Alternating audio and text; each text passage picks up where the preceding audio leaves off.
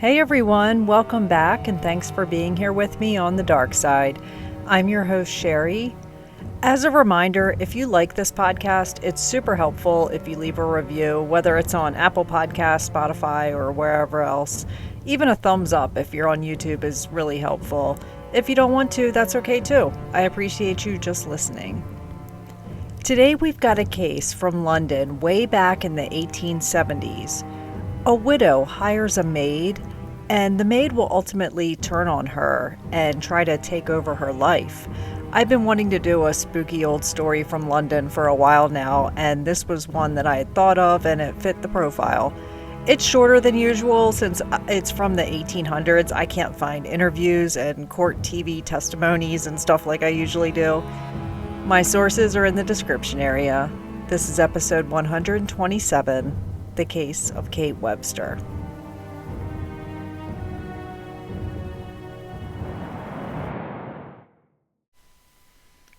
This story took place in 1879. Albert Einstein was born in 1879. A store named Woolworth's opened where nothing cost more than 5 cents. The store is still around today with the price cap of 5 cents long been lifted. Nestle produced its first chocolate bar. A dairy farm in New York was the first to begin selling milk in glass bottles. Perhaps the biggest news of all was that Thomas Edison invented the light bulb in his lab in New Jersey. This light bulb could be used in a person's house and burn for at least a few hours. He quickly patented it, and his invention is still around today. Julia Martha Thomas is a former school teacher. She is a widow of 2 husbands. Her last husband died in 1873, which is 6 years before our story. She lives in the Richmond borough of London. This is the outskirts of London and a quiet area. Even today in 2024, this area is said to be one of the best places to live in London.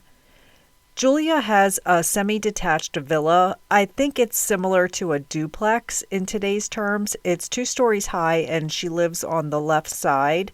Her house is surrounded by flower gardens. Julia is 54 years old, and although some reports say she's 55, media in the 1800s sometimes got these details wrong. We know Julia had a doctor named George Rudd who described Julia as a small, well-dressed lady who was 54 years old. She has an excitable temperament and is described by neighbors as eccentric. Julia loved to travel and would take trips that lasted days and weeks and sometimes months. No one would know where she went. She would just return one day and say she'd been traveling. Julia herself is not rich, but she comes from an upper-class family. She had a lot of nice clothes and tended to dress formally and wear a lot of jewelry in order to seem like she was in a higher class than she really was. To maintain the appearance of being high class, Julia decides to hire a servant. She doesn't actually need one. She's a single woman living alone, healthy, and fully capable of managing her own affairs. However, she wants to project an image of wealth and status, and in those days, having a servant was a clear mark of distinction. On January 29th, 1879, Julia hires a 30-year-old woman from Ireland, a woman by the name of Kate Webster. Kate was described as tall and strong with prominent teeth. Okay, I don't know what that means, but that's all I have to describe this woman. Kate claims that she was once married to a sea captain and they had 4 children together. She says that her children and husband are all dead and she is on her own. Whether this is true or not, we don't know, but this is what she told people. Kate's been living in England for 13 years. She moved here in 1867. At the time of our story, Kate has a son named John who is 5 years old. No one knows who John's father is, as Kate says it could be one of 3 different men. 3 years prior to her move to England, Kate lived in her home country of Ireland. She was charged with stealing when she was only 15. She was charged again with stealing in 1868 and sentenced to 4 years in prison. In 1877, Kate was charged with 35 counts of larceny and sentenced to 18 months in prison. Little John had to stay with one of her friends while she served her time. Once released, Kate was caught stealing again and was sentenced to 1 year in prison. Kate will later say that all of these theft charges were to provide for her son. She also blamed a man she was seeing for making her commit all these crimes since he wasn't providing for them. The woman who has been caring for Kate's little boy worked for a woman in Richmond.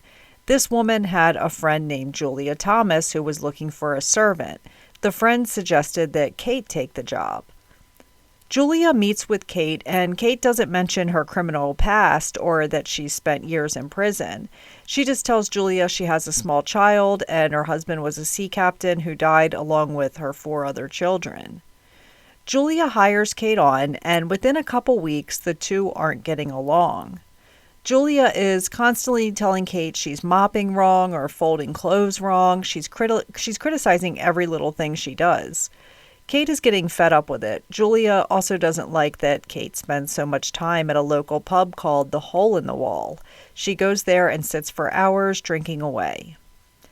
The two are constantly bickering. Kate says, quote, "At first I thought her a nice old lady, but I found her very trying, and she used to do many things to annoy me during my work.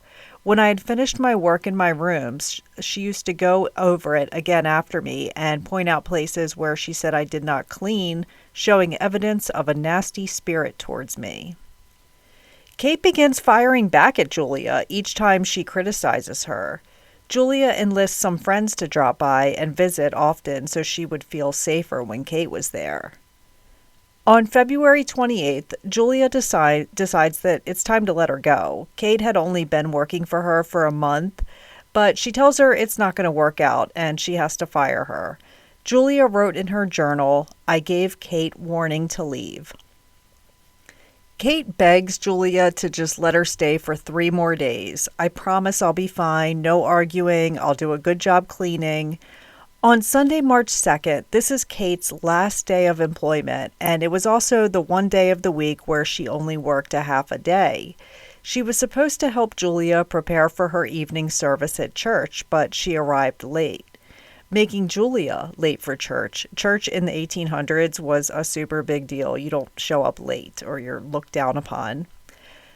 Julia arrived at church and she's angry and annoyed and telling everyone that her servant made her late. She also said Kate had flew into a rage about being fired. Now she's sitting in church just irritated and stewing that she's going to go home and find all of her possessions have been stolen. Julia arrives back home at 9:00 p.m. and Kate is still there cleaning away. Julia has plans to tell her, "Okay, goodbye, have a nice life," but that's not what happened. Julia goes upstairs, and her and Kate begin arguing and yelling at one another. Kate says that in the height of her anger and rage, she threw Julia from the top of the stairs. She says that she had a heavy fall. Kate runs downstairs and knows Julia is still alive and doesn't want her to scream, so she stands her up and begins choking her. Then she threw her to the floor. That is brutal. Kate's landlord, who lives on the other side of the duplex, said that she heard a loud thump a little after 9:00 p.m., but didn't think anything of it. She thought it was a chair falling over. Kate describes this firsthand by writing, "Mrs. Thomas came in and went upstairs. I went up after her and we had an argument which ripened into a quarrel, and in the height of my anger and rage, I threw her from the top of the stairs to the ground floor. She had a heavy fall, and I became agitated at what had occurred. I lost all control of myself, and to prevent her from screaming and getting me into trouble, I caught her by the throat, and in the struggle she was choked and I threw her on the floor." What Kate does next is even more brutal. She has to get rid of the body. Instead of just leaving the body there and getting out, she grabs a razor, a meat saw, and a carving knife, and she cuts up her limbs and boils them in the copper laundry tub. She threw her bones in the fireplace. The smell was unbearable. Kate had to dip out a few times since it was so bad. She even went and had a drink at the pub while the bones simmered in the pot. She later described what she had done by writing, "I determined to do away with the body as best as I could. I chopped the head from the body with assistance of a razor, which I used to cut through the flesh afterwards. I also used the meat saw and the carving knife to cut the body up. I prepared the copper with water to boil the body to prevent identity, and as soon as I had succeeded in cutting it up, I placed it in the copper and boiled it. I opened the stomach with a carving knife and burned up as much of the parts as I could. For the next week, Kate is going to continue on as if nothing ever happened. She continues to clean the house and wash clothes. If anyone asks, Julia is away on a trip. Julia vacationed often, so no one would think twice about it. She puts the rest of Julia's remains into a black Gladstone bag. I had to look up what a Gladstone bag was because I've never heard of it. If you're unfamiliar like me, it's a leather suitcase, but in a carrying bag form, almost like a bowling ball bag. If you picture an old-timey doctor coming to your house for a visit, the medical bag he is carrying is likely a Gladstone bag.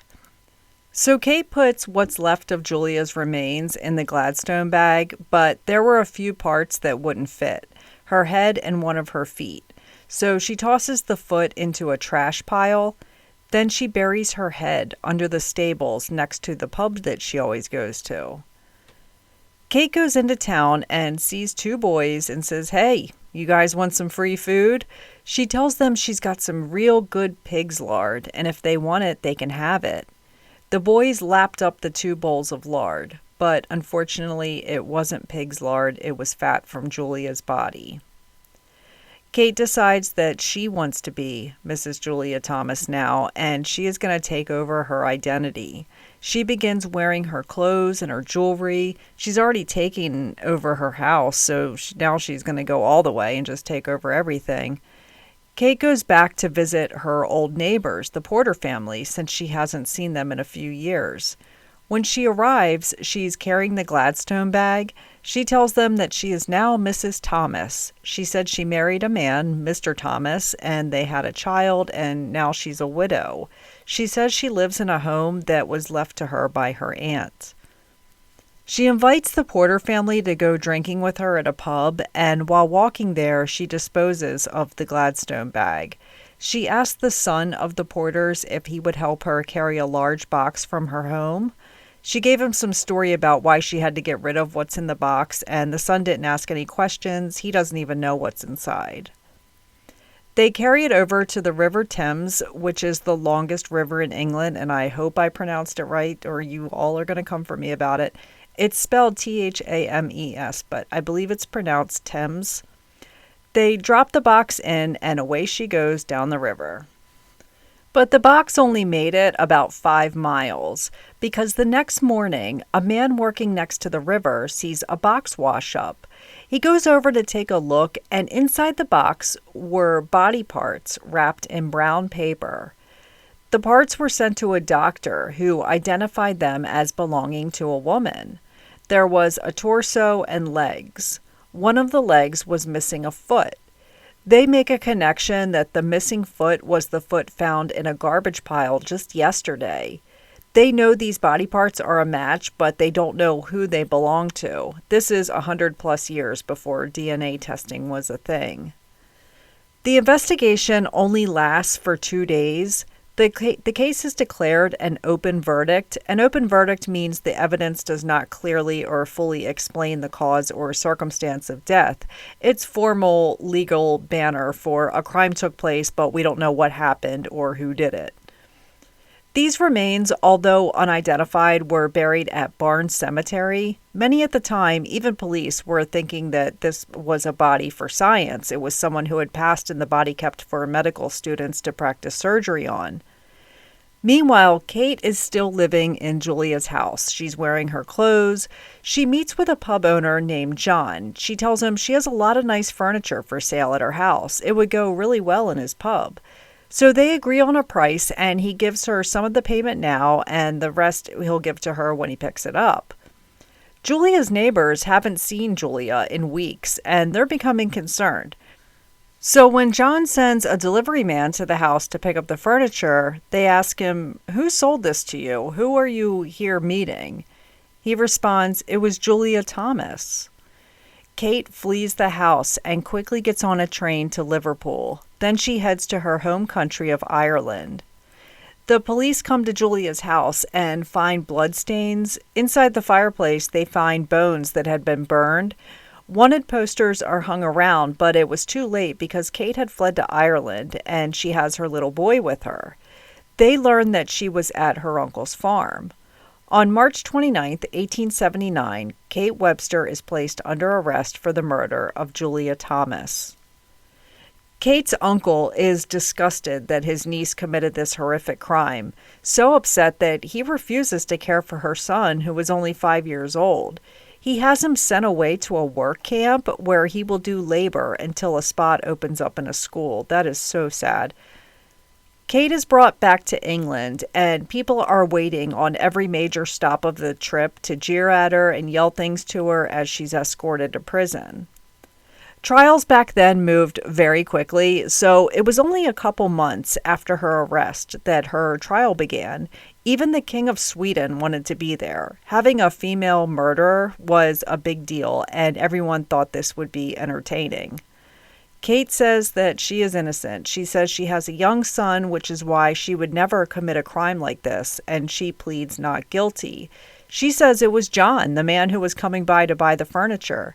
She also tried to blame it on Mr. Porter. Mr. Porter, remember, was Kate's old neighbor that she went to visit after she took over Julia's identity. He's like, "Why are you dragging me into this?" It took 1 hour of deliberating for Kate to be found guilty of murder. The judge tells her he is going to sentence her to the death penalty and asks if there's any reason why he shouldn't. She tells him that she is pregnant.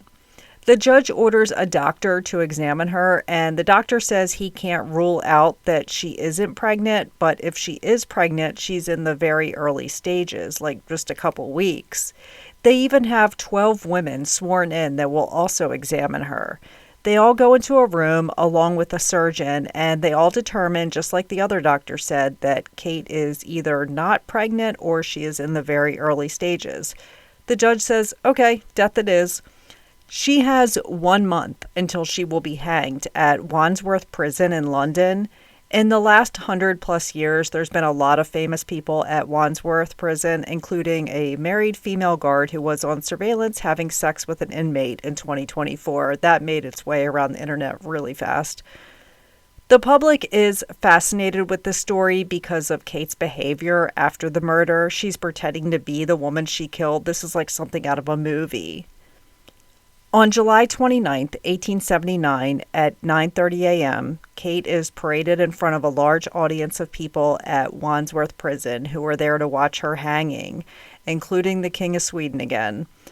Most of the people who were there were rich and powerful folks. To them, this was the hottest ticket in town. After her hanging, she was buried there. Now, there have been 135 hangings here so far, and there's only 90 graves, so many had to be doubled up.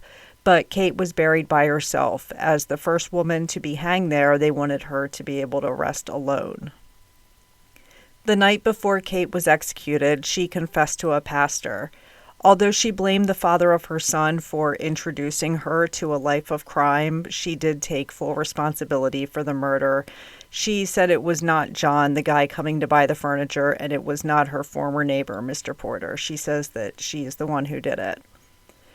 We don't hear much more about Kate until 131 years later. Sir David Attenborough, he is still alive today in 2024. He's 98 years old, but he's still here and he's still working, apparently. He's a British broadcaster who narrates for award-winning natural history programs. He's traveled the world exploring nature and is heavily involved in bettering planet Earth.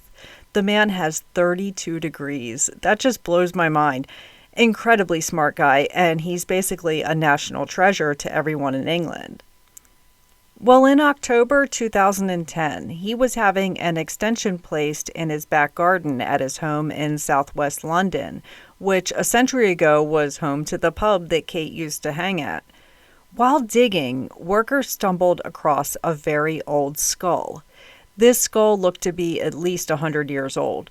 It was sent off for carbon dating and to be examined. The skull was determined to belong to Julia Thomas. That was the only piece that was missing, and it has been found. I always find it odd when discussing these old stories that not a single person is alive today who was present for any of this. All we have are what is in books and old newspaper articles and things like that. Rest in peace to everyone involved in this story. That's it for this week, and I'll see you all again soon. Take care, and much love to you all.